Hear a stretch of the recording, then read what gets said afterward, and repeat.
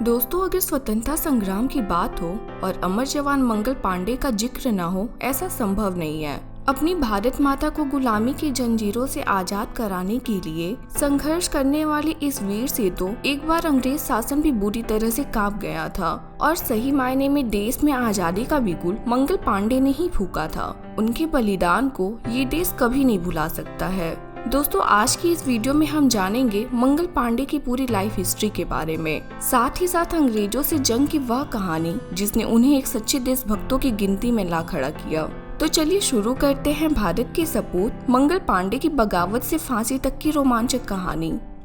मंगल पांडे का जन्म 19 जुलाई 1827 को संयुक्त प्रांत के बलिया जिले के नगवा गांव में हुआ था। इनके पिता का नाम दिवाकर पांडे तथा माता का नाम अभय रानी था। ब्राह्मण कुल में जन्मे मंगल पांडे को जीविका के लिए अंग्रेजों की फौज में भर्ती होना पड़ा था और इसी कारण साल 1849 में मात्र 22 साल की उम्र में Mangal Pandey British East India Company की सेना में शामिल हुए थे। ये वो वक्त था जब ईस्ट इंडिया कंपनी के अत्याचार से भारत प्रताड़ित था। भारतीयों के अंदर दबी जुबान से अंग्रेजों के खिलाफ विरोध के बिगुल फूट चुके थे, लेकिन ये आक्रोश तब फूटा जब कंपनी की सेना की बंगाल इकाई में इनफील्ड राइफल में नए कारतूसों का इस्तेमाल शुरू हुआ। इन कारतूसों को बंदूक में डालने से पहले मुंह से खोलना पड़ता था और भारतीय सैनिकों के बीच ऐसी खबर फैल गई कि इन कारतूसों को बनाने में गाय तथा सुअर की चर्बी का प्रयोग किया जाता है, जो कि हिंदू और मुसलमानों दोनों के लिए गंभीर और धार्मिक विषय था, जिसकी वजह से सैनिकों के मन में अंग्रेजी सेना के विरुद्ध आक्रोश पैदा कर दिया।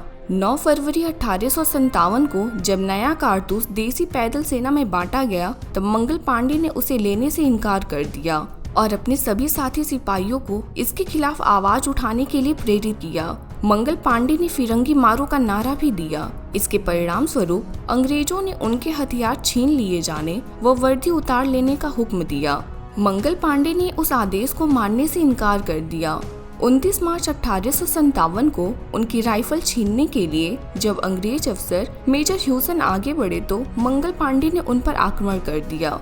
मंगल पांडे ने मदद के लिए साथियों की ओर देखा, लेकिन किसी ने उनकी मदद नहीं की।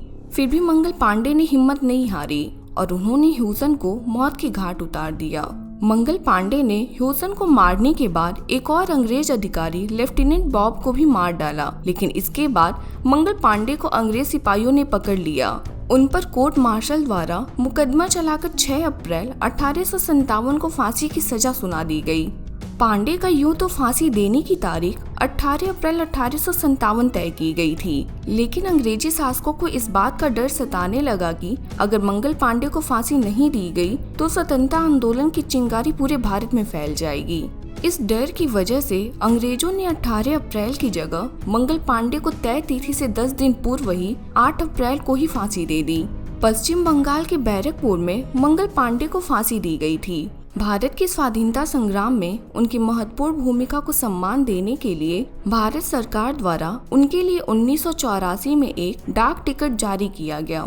मंगल पांडे तो खुद फांसी पर लटक गए, लेकिन उनकी मौत ने प्रथम स्वतंत्रता संग्राम का बिगुल बजा दिया था। उनकी फांसी के ठीक 1 महीने बाद ही 10 मई 1857 को मेरठ की सैनिक छावनी में भी बगावत हो गया और यह विद्रोह देखते ही देखते पूरे उत्तरी भारत में फैल गया। हालांकि इस संग्राम को अंग्रेजों ने दबा दिया, लेकिन वो भारतीयों के अंदर उनके खिलाफ भरी नफरत को खत्म नहीं कर पाए और उन्हें आगे चलकर भारत को छोड़ना ही पड़ा। तो दोस्तों, हमारी आज की वीडियो में बस इतना ही। ये वीडियो आपको कैसी लगी हमें कमेंट करके जरूर बताइएगा। आपका बहुमूल्य समय देने के लिए बहुत बहुत धन्यवाद।